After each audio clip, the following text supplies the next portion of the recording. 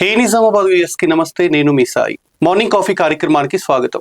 మనిషి మనుగడలో అనేక మార్పులు సంభవిస్తూ ఉంటాయి. ప్రధానంగా అనేక మందిలో వెన్నునొప్పులు, కీళ్ళ నొప్పులు సహజంగా వస్తూ ఉంటాయి. దీనికి సంబంధించి పలు సూచనలు, సలహాలు అందించడానికి మనతో పాటు ఉన్నారు అంకం హాస్పిటల్ ఆర్థోపెడిక్ సర్జన్ డాక్టర్ అంకం గణేష్ గారు. వారికి స్వాగతాన్ని పలుకుతూ నమస్తే అండి. నమస్తే సార్. సార్, సహజంగా చాలా మందిలో కూడా మోకాల నొప్పులు, మోకాలు అరుగుదల అనేసి, వెన్నునొప్పి అనేసి అంటూ ఉంటారు. ఏ ఏజ్ లో వాళ్ళకి ఎక్కువగా వస్తుందంటారు ఈ సమస్య? యాక్చువల్గా మోకాళ్ళ అరుగుదల లేదా నడునొప్పి అనేటివి వయసు పెరిగిన వాళ్ళకి, అంటే ఒకప్పుడు 60-70s వచ్చేవి.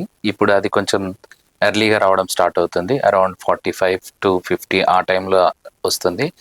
దానికి రీజన్స్ ఏంటంటే అప్పుడున్న లైఫ్ స్టైల్కి ఇప్పుడున్న లైఫ్ స్టైల్కి చేంజెస్ వల్ల ఇప్పుడు తొందరగా అరుగుదల అనేది వస్తుంది. ఈ మోకాల అరుగుదల ఉన్నటువంటి వాళ్ళు వాకింగ్ చేయడం మంచిదే అంటారా?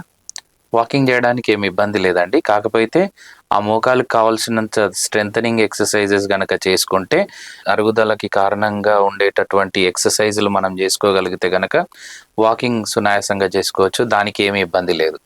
సహజంగా కూడా మనకి వేరే కంట్రీస్లో మనం చూసినట్లయితే కనుక ఈ ఆర్థోకి సంబంధించి సర్జరీస్ టైంలో చాలా ఎక్విప్మెంట్ అనేది అక్కడ డెవలప్ అయింది. సో ఇప్పుడు ఎవరికి కూడా ఇలాంటి సర్జరీస్ అవసరం ఉన్నప్పుడు హైదరాబాద్ వైపులా లేదంటే ఇతర కంట్రీస్ వైపున వెళ్తూ ఉంటారు. సో మన దగ్గర నిజామాబాద్లో అంకం హాస్పిటల్ ఆ డెవలప్మెంట్ ఉందంటారా? ఖచ్చితంగా ఉంది సార్. మోకాళ్ళ మార్పిడికి కావాల్సిందల్లా ఒకటే ఏంటి అని అంటే, మనకు ఆపరేషన్ థియేటర్ అనేది చాలా నీట్గా ఉండాలి. ఎందుకంటే మనం జాయింట్ ఓపెన్ చేస్తాం కాబట్టి ఆపరేషన్ థియేటర్ అనేది కొంచెము నీట్గా ఉండాలి. అదొక్కటి రిక్వైర్మెంట్. కాకపోతే ఆ చేసే సర్జన్ స్కిల్స్ బట్టి సర్జరీ డిపెండ్ అయి ఉంటుంది.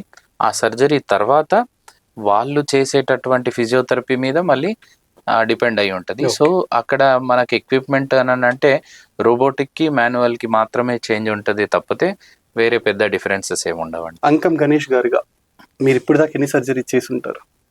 ఆర్థోపెడిక్ సర్జరీస్ అనేటివి చాలా చేసి ఉంటాము. అంటే లెక్క పెట్టుకోలేదు. బట్ నా స్పెషాలిటీ వచ్చేసి ఎలిజరవ్ సర్జరీస్ అని అంటాం, రష్యన్ టెక్నిక్. అది దాదాపు ఒక 4.5 yearsలో మేము ఆల్మోస్ట్ ఒక 500 కేసెస్ చేస్తాం. సో ఈ 500 కేసెస్లో సంబంధించి మీరు ఎక్కువ రిస్క్ తీసుకున్నటువంటి కేసు ఏముందంటారు?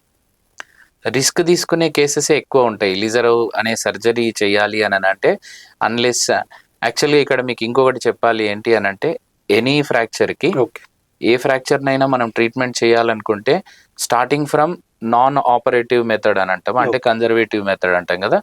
సో ప్రతి విరిగిన ఎముకని ఆపరేషన్ చేయకుండా ట్రీట్మెంట్ ఇవ్వచ్చు, అదేవిధంగా ఆపరేషన్ చేసి కూడా ఇవ్వచ్చు. సో దాంట్లో డిఫరెన్సెస్, కొన్ని ఫ్రాక్చర్స్ మాత్రం డెఫినెట్గా 100% ఫిక్స్ చేయాలి అని ఉంటుంది. సో దాంట్లో ఒకటే ఫ్రాక్చర్కి 3-4 పద్ధతుల్లో మనం ఆపరేషన్లు కూడా చేయొచ్చు. సో దాంట్లో భాగంగా ఈ ఎలిజరవ్ అనేది కొంచెం అన్నిటికీను రిస్క్ కలిగినటువంటి సర్జరీ. అవుట్కమ్ మంచిగా ఉంటుంది అని చెప్పేసి ఈ సర్జరీస్ చేస్తాము. అంటే ఇది 1-2 సర్జరీస్ ఫెయిల్ అయినా, ఇన్ఫెక్షన్స్ అయినా అప్పుడు లాస్ట్లో చేయవలసినటువంటి సర్జరీ అన్నట్టు. సర్జరీస్లో ఇన్ఫెక్షన్ రేట్ ఎంత ఉంటుందంటారు? ఇన్ఫెక్షన్ రేట్ గురించి మాట్లాడితే ఎనీ సర్జరీ, అంటే మనం ఇప్పుడు నాకున్న నాలెడ్జ్ ప్రకారము ప్రతి సర్జరీ కూడా ఒక ఇన్ఫెక్ట్ అయ్యే ఛాన్సెస్ ఎక్కువ ఉంటుంది. నేను దాన్ని ఏమంటానంటే, సర్జరీని నేనేమంటానంటే స్టిరైల్ వూండ్ అంటాను. Sterile wound is nothing but మనం ఆపరేషన్ థియేటర్లో కట్ చేస్తాం కాబట్టి, అది ఒక నీట్ సర్కమ్స్టాన్సెస్లో చేస్తాం కాబట్టి అది స్టిరైల్ వూండ్ అంటాం. అదే మనకు బయట ఎక్కడైనా దెబ్బ తగిలింది అనుకోండి, అక్కడి నుంచి బ్లీడింగ్ అవుతుంది అంటే బయట ఎన్విరాన్మెంట్కి ఆ వూండ్ ఎక్స్పోజ్ అయిపోయింది కాబట్టి అది అన్స్టిరైల్ వూండ్ అంటాము. అంటే దానికి ఇన్ఫెక్షన్ ఛాన్సెస్ ఎక్కువ ఉంటాయి. బట్ వేరాజ్ మనం ఇక్కడ ఇన్ఫెక్టెడ్ కాకుండా స్టిరైల్ వూండ్ క్రియేట్ చేస్తున్నాం. సో స్టిరైల్ వూండ్కి ఇన్ఫెక్టెడ్ వూండ్కి డిఫరెన్స్ ఉంటుంది. బట్ దేర్ ఆర్ 100% ఏదో కొద్ది శాతం ఇన్ఫెక్షన్ అయ్యే ఛాన్సెస్ ఖచ్చితంగా ఏ సర్జరీ, నథింగ్ బట్ ఆర్థోపెడిక్సే, బట్ ఎనీ సర్జరీస్లో అయినా కానీ ఆ ఇన్ఫెక్షన్ అనేది వెరీ కామన్. సహజంగా చాలా మంది కూర్చున్న, నిలబడ్డ జాయింట్స్ లోంచి సౌండ్స్ వస్తూ ఉంటాయి. సో చాలా మంది భయపడతారు, అంటే బోన్ ఏమైనా ఫ్రాక్చర్ అయిపోయిందా లేదా జాయింట్స్ ఏమైనా జరిగినాయా అనేసి. సో దీనికి మీరు ఏం చెప్తారండి? యాక్చువల్గా ఆ సౌండ్ ఎట్లా, చాలా మంది నా దగ్గర కూడా కంప్లైంట్ చేసిన వాళ్ళు ఉంటారు. అది ఎలా వస్తుందంటే ఒక క్లిక్ లాగా చప్పుడు వస్తుంది. సో ఆ క్లిక్ లాగా చప్పుడు రావడానికి రీజన్ ఏంటి అని అంటే, ఏవైతే టెండాన్స్ జాయింట్ పైనుంచి ఇట్లా మూవ్ అవుతుంటాయి కదా, అది ఒకటేసారి స్లిప్ అయిపోయి పక్కకి జరిగినప్పుడు ఆ క్లిక్ అని చప్పుడు వస్తుంది.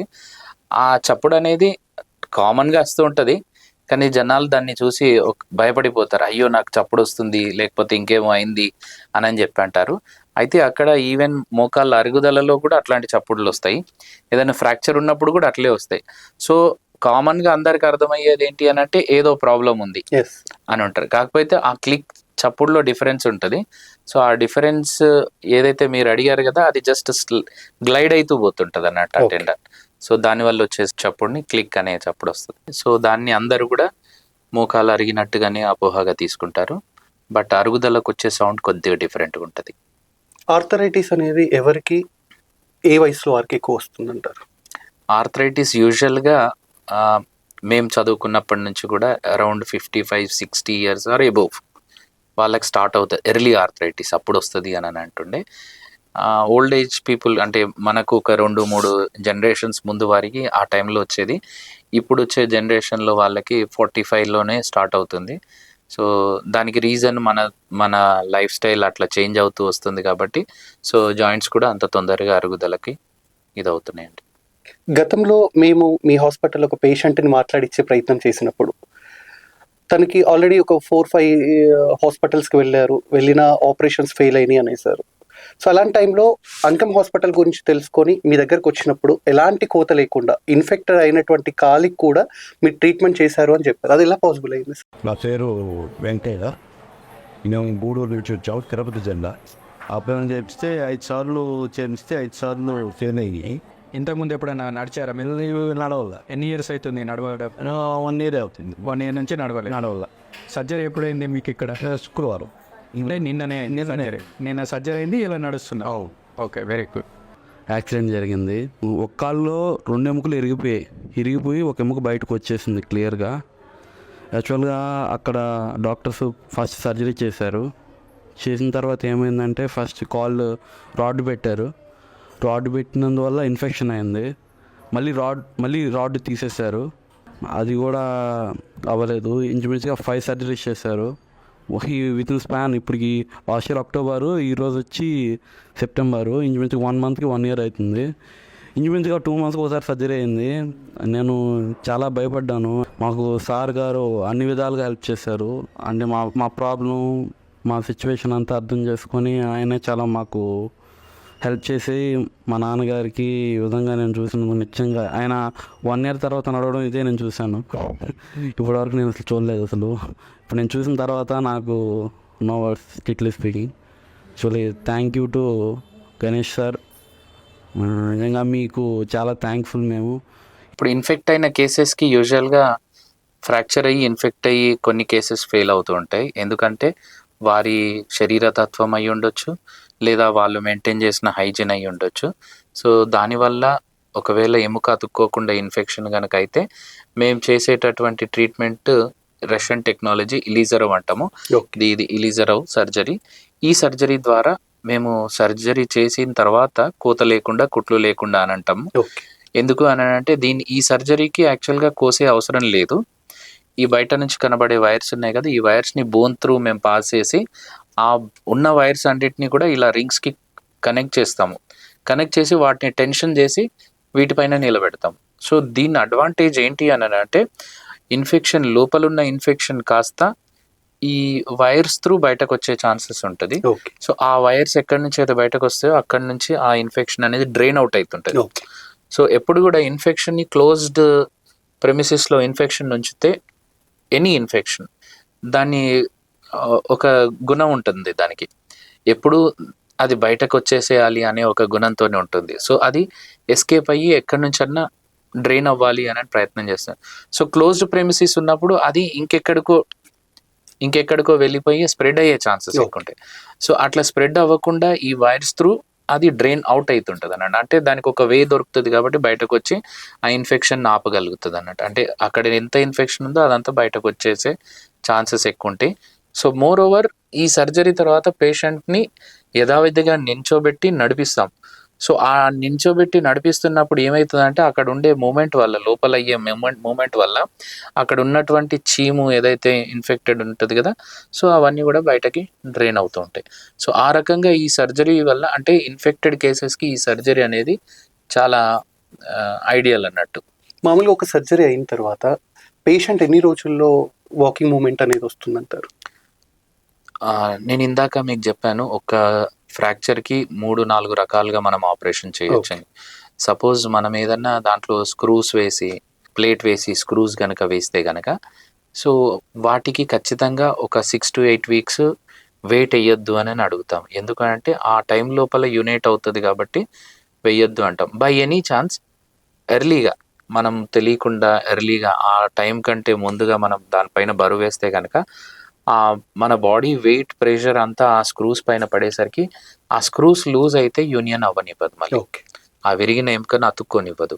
సో అట్లా మనకు ఈ కన్వెన్షనల్ మెథడ్స్ ఏవైతే అంటాం కదా, సో దాంట్లో మనకు కొంచెము లేట్గా మనం మోకాల పైన, అంటే మనం చేసిన దానిపైన బరువు వేయొద్దు అంటాము. బట్ ఇలీజరో ఈ ఏదైతే సర్జరీ ఉంది కదా, దీంట్లో అట్లాంటి రెస్ట్రిక్షన్స్ ఏమీ లేవు. సో డే 1 నుంచే మనం లేచి నిలబడవచ్చు, నడవచ్చు. అది డిపెండింగ్ ఆన్ పేషెంట్ క్యాపబిలిటీ. ఇంకా ఆ పేషెంట్ ఎంతవరకు పెయిన్ తట్టుకోగలుగుతాడు, ఎంతవరకు చేయగలుగుతాడు, ఆయన టాలరెన్స్ని బట్టి మనము వాళ్ళని ఎర్లీగా నడిపించడానికి ప్రయత్నం చేస్తాం సార్. కార్టిలేజ్ అరగడానికి గల కారణాలు ఏంటంటారు? కార్టిలేజ్ అరగడానికి అని అంటే అందరికీ ఫస్ట్ గుర్తొచ్చేది మోకాళ్ళు అరగడం. సో మోకాళ్ళు అరగడానికి రీజన్ ఏంటి అని అంటే, మన బాడీ వెయిటే మన మోకాళ్ళ పైన పడడం వల్ల ఆ మోకాలు అరుగుతుంది అని అంటాము. అరగడానికి రీజన్ ఏంటి అని అంటే, మనము మోకాలు జాయింట్లో ఉండేటటువంటి మజిల్ స్ట్రెంథనింగ్ కరెక్ట్గా లేకపోతే సో ఆ మోకాలు అనేది కింద పడిపోతుంది. పైన బోన్ అనేది కింద పడిపోవడం వల్ల ఆ ప్రెషర్కి ఇక్కడ ఈ సర్ఫేస్ పైన ఉన్నటువంటి కార్టిలేజ్ పైన ప్రెషర్ వచ్చి వాటి మధ్యలో బ్రేక్స్ వస్తాయి. సో అది వేర్ అండ్ టేర్ ఎఫెక్ట్ అని అంటాము. సో ఆ బ్రేక్స్ రావడం వల్ల వాటి కంటిన్యూటీ తగ్గిపోయి అక్కడ డ్యామేజ్ అవ్వడం స్టార్ట్ అవుతుంది. సో అదర్వైజ్ అది ఎప్పటి వరకు అయితే కంటిన్యూటీ మెయింటైన్ అవుతూ కార్టిలేజ్ బాగుంటుందో, సో అక్కడి వరకు మనకు ఈ మూమెంట్లో ఏమి ఇబ్బంది ఉండదు.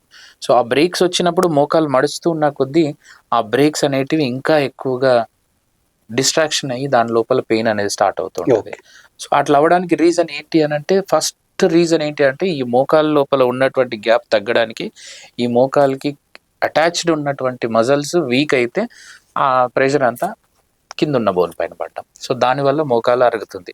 సో అందరికీ కూడా అంటే ఇప్పుడు మోకాలు అరిగిన తర్వాతనే చేసుకోవాలా ఎక్సర్సైజ్ అంటే, నో, డెఫినెట్గా మనకు ఫ్యూచర్లో నొప్పి రావద్దు, మోకాలు అరగకూడదు అని అంటే మొదటి నుంచే మనం దాన్ని ప్రివెంట్ చేసుకుంటా వస్తే సో మనకి ఎప్పటికి కూడా అరిగే ఛాన్సెస్ లేవు. చాలా మంది కూడా ప్రధానమైనటువంటి ఒక అపోహ ఉంటుంది. అంటే పెద్దవాళ్ళు కానీ చిన్నవాళ్ళు కానివ్వండి, మేజర్గా బాడీ పెయిన్స్ వచ్చినా లేదంటే ఇలాంటి మోకాల నొప్పి, వెన్నునొప్పి వచ్చినా కూడా సహజంగా వాళ్ళు ఆలోచించేటువంటి విధానం ఏ విధంగా ఉంటుంది అంటే, మామూలుగా మనకు ఊర్లలో అయితే కనుక జనరల్ వాటర్ ఉంటాయి, మున్సిపల్ వాటర్ ఉంటాయి, మినరల్ వాటర్ ఉంటుంది, ప్యూరిఫైడ్ వాటర్ ఉంటాయి. సో ఇవి తాగడం ద్వారా ఈ బాడీ పెయిన్స్ ఎక్కువగా వస్తున్నాయి అనేది ఒక అపోహ ఉంటుంది. సో అంకం గణేష్ గారిగా నేను ఈ డౌట్ అడిగినప్పుడు మీరు ఇచ్చేటువంటి ఆన్సర్ ఏంటంటారు? ఈ క్వశ్చన్ నా దగ్గర కూడా చాలా మంది అడిగారు. పేషెంట్సే వచ్చి మేము బోర్ నీళ్ళు తాగే వాళ్ళం, ఇంతకు ముందు నొప్పులు ఉండేవి కావు, ఈ మధ్య వాటర్ ప్లాంట్ నుంచి వాటర్ తెచ్చుకొని తాగుతున్నాము అని అంటే, ఫర్ సమ్ అమౌంట్ నేను కూడా దాన్ని ఒక్క రకంగా యాక్సెప్ట్ చేయగలుగుతాను. బికాస్ ఈ బోర్ వాటర్, మున్సిపాలిటీ వాటర్ ఏదైతే ఉంది కదా, దాంట్లో వాళ్ళు ఆ మైక్రో ఎలిమెంట్స్ కానీ మైక్రో న్యూట్రియంట్స్ కానీ ఈ వీటిని వాళ్ళు ఫిల్టర్ చేయరు. బట్ వేరాజ్ ఈ మన ప్యాక్డ్ బాటిల్స్ ఏవైతే అని అంటాం కదా మనము, మినరల్ వాటర్ అని అంటాం, మినరల్ వాటర్లో ఇవన్నీ కూడా ఫిల్టర్ అయిపోయినట్టుగానే అనిపిస్తుంది. దాన్ని ఇంకొక రకంగా ఆలోచిస్తే, నేను కొన్నిసార్లు దాన్ని చూశాను అట్లా ఎట్లా అవుతుంది అని చెప్పి. మనం మున్సిపాలిటీ వాటర్ ఒక గ్లాస్లో, ఈ మినరల్ వాటర్ ఒక గ్లాస్లో తీసుకుంటే, ఈ మినరల్ వాటర్ గ్లాస్ నుంచి తాగిన వాటర్ చాలా లైట్ వెయిట్గా అనిపిస్తుంది. అదే మున్సిపాలిటీ వాటర్ కొంచెం హెవీనెస్ అనిపిస్తుంది. సో దాన్ని బట్టి అందరు కూడా అదే అంటుంటారు, మినరల్స్ కొంచెం తగ్గిపోవడం వల్ల అట్లా అవుతుందా అని అంటారు. Many people asked me. After covid, before కోవిడ్కి సంబంధించి, ఆర్థోకి సంబంధించి ఎలాంటి సమస్యలు వస్తున్నాయి అంటారు? కోవిడ్ తర్వాత ఆర్థోపెడిక్స్ అనే కాకుండా చాలా డిఫరెంట్ డిపార్ట్మెంట్స్లో కూడా ఇబ్బందులే అవుతుండే.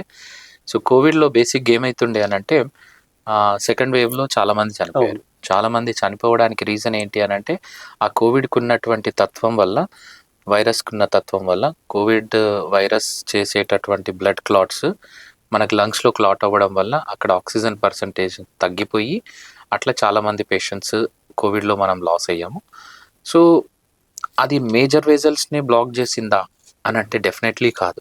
ఓకే. సో కోవిడ్ వల్ల ఇంకా ఎన్నో ఆర్గాన్స్కి వెళ్ళేటటువంటి చిన్న చిన్న రక్తనాళాలు కూడా బ్లాక్ అయ్యేవి.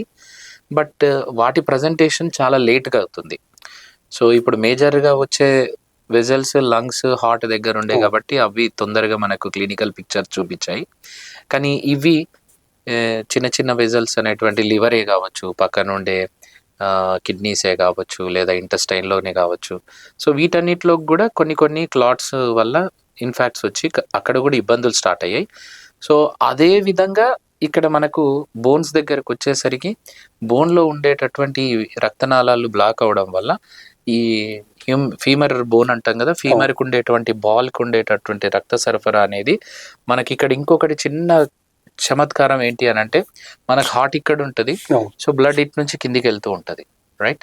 సో కిందికి వెళ్తూ ఉన్నప్పుడు కిందికి యాజ్ ఎ గ్రావిటేషన్ ఎఫెక్ట్లో అవి కిందికి ఈజీగా వెళ్ళిపోతాయి. బట్ ఇక్కడ ఫీమర్ హెడ్కే వచ్చే సమస్యలు ఎందుకు అని అంటే ఫీమర్ హెడ్ వచ్చేసి మళ్ళీ కొంచెం పైకి ఇట్లుంటుంది. ఓకే. హెడ్ అనేది పైకి ఇట్లుంటుంది. సో మనకు పైనుంచి వచ్చే బ్లడ్ వెజల్ ఇక్కడ నుంచి వచ్చి మళ్ళీ ఈ నుంచి కొద్దిగా పైకి వెళ్ళాలి. సో ఇక్కడ ఈ కింది నుంచి పైకి వెళ్ళడం అనేది యాంటీ గ్రావిటీగా వెళ్ళడం వల్ల అక్కడ దాని వెలాసిటీ అనేది కొద్దిగా తగ్గిపోవడము, రెండోది బ్లాకేజెస్. సో అట్లా అయ్యిపోవడం వల్ల హెడ్ అనేది వాస్కులారిటీ తగ్గిపోయి ఏ వాస్కులర్ నెక్రోసిస్ అని అక్కడ హెడ్ అనేది అబ్జార్బ్ అయిపోతుంది. సో ఆ హెడ్ అబ్జార్బ్ అవ్వడం వల్ల ఇక్కడ ఏమవుతుందంటే మనకు స్పైన్ నుంచి హ్యూమన్ బాడీ వెయిట్లో స్పైన్ నుంచి మనకు 2 హిప్ జాయింట్స్కి వెయిట్ ఈక్వల్గా షేర్ అవి కిందికి వస్తుంటుంది. సో ఈ 50% షేర్ అయ్యేదంతా కూడా ఈ 2 హిప్ జాయింట్స్ పైనే వెయిట్ బేర్ అవుతుంటుంది. సో ఈ వెయిట్ బేర్ అయ్యేటప్పుడు ఈ ఫీమర్ బాల్ ఏమో రౌండ్గా ఉంటుంది, దానిపైన కప్ ఇట్లా రౌండ్గా ఉంటుంది. సో ఆ ప్రెషర్ ఇక్కడ రౌండ్గా బాల్ ఉండి ఈ కప్పు రౌండ్గానే ఉంటే ప్రెషర్లో ఏం డిఫరెన్స్ ఉండదు. బట్ ఇక్కడ హెడ్ అనేది దాని షేప్ చేంజ్ అయిపోతుంది, బట్ ఇది రౌండ్గా ఉంది. సో ఈ షేప్ చేంజ్ అయిన షేప్ కాస్త ఈ కప్లో ఫ్రిక్షన్స్ ఎక్కువ అయ్యి అక్కడ అరిగిపోవడం స్టార్ట్ అవుతుంది, దాన్ని పెయిన్ చేస్తుంది అక్కడ. సో అట్లా బాల్ ఖరాబ్ అయిపోవడం వల్ల అక్కడ ఇప్పుడు చాలామంది హిప్ రిప్లేస్మెంట్కి దారి తీస్తున్నాయండి. ఈ విధంగా కోవిడ్ అనేది ఆర్థోపెడిక్కి డిఫరెన్స్గా చేస్తుంది. ఈ హిప్ జాయింట్స్కి సంబంధించి సర్జరీలో ఏవియన్ ఒక పాత్ర ఏముంటుందంటారు? ఇందాక చెప్పినట్టుగానే ఏవాస్కులర్ నెక్రోసిస్ అంటేనే ఆ బాల్ అనేది కరిగిపోతుంది. సో అది మన బాడీ వెయిట్ని షేర్ చేసుకోవట్లేదు, దానివల్ల స్పైన్ ఎఫెక్ట్ అవుతుంది. అంటే నడక వాళ్ళు నడిచే తీరు చేంజ్ అయిపోతుంది, వ్యాడ్లింగ్ గేట్ లాగా ఇట్లా అటు ఇటు వంగుతుంటూ నడుస్తున్నారు. బ్యాలెన్స్ అనేది లేక ఆ జాయింట్ ఖరాబ్ అయిపోతుంది. ఆ రకంగా ప్రధానంగా అంకం హాస్పిటల్ అంటేనే చేసేటువంటి సర్జరీస్ లో టెక్నిక్స్ వాడతారు, డాక్టర్ అంకం గణేష్ గారు అంటూ ఉంటారు. సో ఇటలీ టెక్నిక్ కి సంబంధించి సర్జరీస్ ఏముంటాయి అంటారు? ఇటాలియన్ టెక్నిక్ అనేది ఒక సర్జరీ, నేను ఇందాక మీకు చెప్పాను, ఒక ఫ్రాక్చర్ని కొన్ని టైప్స్ అంటే ఒక రకంగా కాకుండా 2-3 రకాలకు కూడా సర్జరీస్ చేయొచ్చు అనేది చెప్పి. సో ఈ ఇటాలియన్ టెక్నిక్ అనేది మిరోస్ అంటామండి. మిరోస్ అనేది డాక్టర్ మ్యారియో తంగారి అని ఆయన ఆర్థోపెడిక్ సర్జన్. లాస్ట్ 25 years నుంచి ఈయన ఈ మిరోస్ టెక్నిక్ని కనుక్కున్నారు. ఆయన స్పెషల్గా ఒక డివైస్ని తయారు చేశారు, ఒక క్లాంప్ అంటాం దాన్ని తంగారి క్లాంప్ అంటాం. సో ఈ సర్జరీ మనకు దీన్ని మిరోస్ అంటే యాక్చువల్గా మినిమల్లీ ఇన్వేజివ్ రిడక్షన్ ఆస్టియోసింథసిస్ అని అంటాము, దాని ఫుల్ ఫామ్ అది. సో ఆయన ఏం చేశారు అని అంటే ప్రతి సర్జరీని కోతగోసి లోపల రాడ్లు స్క్రూస్తో ఫిక్స్ చేసే బదులు బయట నుంచి ఫిక్స్ చేస్తే ఎట్లుంటుంది అని ఆయన 25 years బ్యాక్ నుంచి ఆయన ప్రయత్నం చేస్తూ ఒక లాస్ట్ ఫైనల్గా దానికి ఒకటి క్లిప్ అనేది తయారు చేశారు. సో ఆ క్లిప్ వల్ల ఆయన దాదాపు కొన్ని లక్షల సర్జరీస్ చేసి ఉంటారు. సో మనకు ఇండియాలో ఒక 5 years బ్యాక్స్ నుంచి మనకు ఇండియాకి పరిచయం చేశారు అది.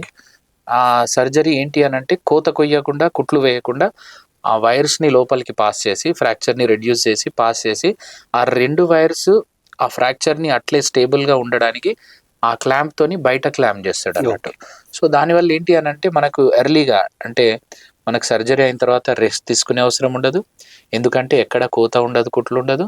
రెండోది దానివల్ల మూమెంట్ అనేది ఎర్లీగా చేసుకోవచ్చు.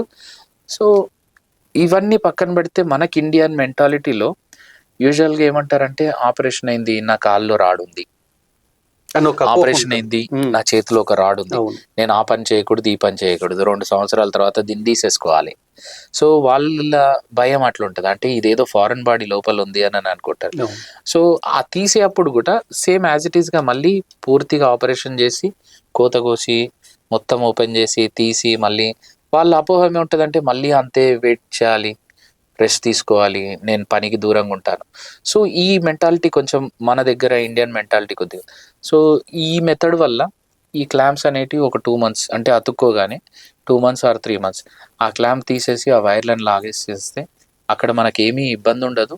సో మళ్ళీ యాజ్ ఇట్ ఈస్గా సేమ్ డే ఇంటికి వెళ్ళిపోవచ్చు, సేమ్ డే మన బ్యాక్ వర్క్ చేసుకోవచ్చు, ఏ పనులు ఉంటే అది చేసుకోవచ్చు. సో ఆ విధంగా పేషెంట్కి ఎర్లీ మొబిలైజేషన్, వాళ్ళ డైలీ యాక్టివిటీస్ని ఎక్కువ రోజులు ఆపకుండా తొందరగా ఇది చేస్తాం. దాన్ని ఇటాలియన్ టెక్నిక్ అని అంటాము, మిరోస్ సర్జరీ అంటాం సార్ దాన్ని. సహజంగా గ్రామీణ ప్రాంతాల్లో ఉండేటువంటి వాళ్ళకి ఈ ఆర్థోకి సంబంధించి ఏదైనా సర్జరీస్ అయినప్పుడు కోత పరంగానే వాళ్ళకి తెలుస్తుంది. Yes sir. సో ఈ రాడ్స్ వేయడం కానీ, స్క్రూస్ ఫిట్ చేయడం కానీ ఇవేది కూడా తెలియదు. సో మీ దగ్గరకు వచ్చినప్పుడు మీరు ఈ టెక్నిక్స్ అన్ని కూడా పేషెంట్కి కానీ, పేషెంట్ అటెండర్స్కి కానీ చెప్పేటప్పుడు వాళ్ళ మెంటాలిటీ ఎలా ఉంటుంది? ఖచ్చితంగా నేను నా దగ్గరకు వచ్చిన పేషెంట్ ఖచ్చితంగా ఈ 3 ఆప్షన్స్ ఇస్తాను. ఫస్ట్ ఒకటి, రెగ్యులర్గా అందరూ చేసేటటువంటి సర్జరీస్ ఏవైతే ఉంటాయి కదా, ఓపెన్ చేసి లోపల రాడ్ వేసేటి ఆ సర్జరీస్.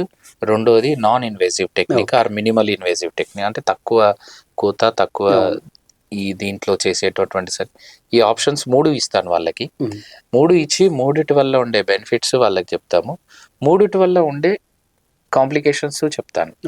చాలా మంది అరే మళ్ళీ 2 సంవత్సరాల తర్వాత ఆపరేషన్ చేసుకొని తీసుకునేది, అన్ని రోజులు వెయిట్ చేయడం కంటే ఇట్లా చేసుకోవడం వల్ల మనం కొంచెం ఎర్లీగా రికవరీ అవుతాము అనే యాంగ్జైటీతో చాలా మందిని కూడా చూసాము.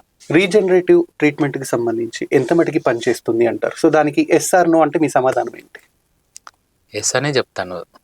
రీజనరేటివ్ మెడిసిన్ అని అంటే, రీజనరేటివ్ ట్రీట్మెంట్స్ అని అంటే ఇప్పుడు యూజువల్గా నేను నా పద్ధతిలో చేసే సర్జరీస్లో ఇలిజరవ్ సర్జరీస్ చేస్తుంటాను. ఇలిజరవ్ సర్జరీస్లో అంటే నీడ్ ఉన్న ప్లేస్లో మనం బోన్ రీజనరేట్ చేస్తాం. అంటే ఏదన్నా యాక్సిడెంట్లో ఏదైనా కాలు చిన్నగా పెద్దగా అయిపోయింది, సో అక్కడ బ్యాలెన్స్ స్టెబిలిటీ లేదు అని అన్నప్పుడు ఆ బోన్ని కట్ చేసి ఈ మెథడ్లో ఆ కట్ చేసిన ప్లేస్ నుంచి నెమ్మదిగా కొద్దిగా రీజనరేట్ చేస్తాం అన్నట్టు. అంటే మనం దాన్ని హైట్ పెంచుతున్న కొద్దీ అక్కడ న్యూ బోన్ అనేది రీజనరేట్ అవుతుంది. అదర్వైజ్ ఎవ్రీ డే మనకు బోన్ అనేది రీజనరేట్ అవుతూనే ఉంటుంది.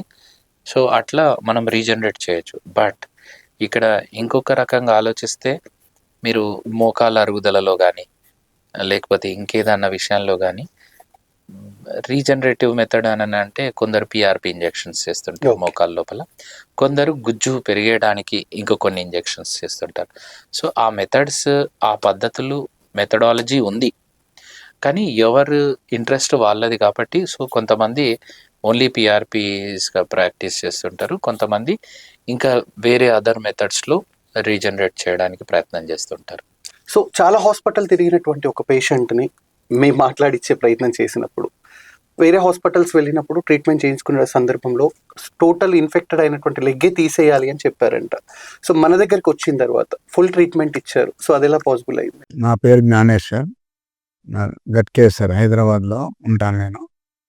కాలు ఇన్ఫెక్షన్ వల్ల కాలు డ్యామేజ్ అయింది. అక్కడ లోకల్గా చూపించాను, కాలు తీసేయాలన్నారు. వేరే వారి రిఫరెన్స్ వల్ల మా ఫ్రెండ్ వాళ్ళు చెప్పారు, ఇక్కడ అంకమ్ హాస్పిటల్ గణేష్ డాక్టర్ ఉన్నారు, వారు మంచిగా ట్రీట్మెంట్ చేస్తారని చెప్పారు. చెప్తే ఇక్కడికి వచ్చాను. నేను అర్ధరాత్రి 12 గంటలకు వచ్చాను హాస్పిటల్కి. సార్ కేర్ తీసుకొని అప్పుడు ట్రీట్మెంట్ చేసి రెస్ట్ తీసుకోమన్నారు. ఉదయం లేవగానే మళ్ళీ ఆపరేషన్ చేసి దాన్ని ట్రీట్మెంట్ చేశారు. ఇప్పుడు బాగా నడవగలుగుతున్నాను నేను.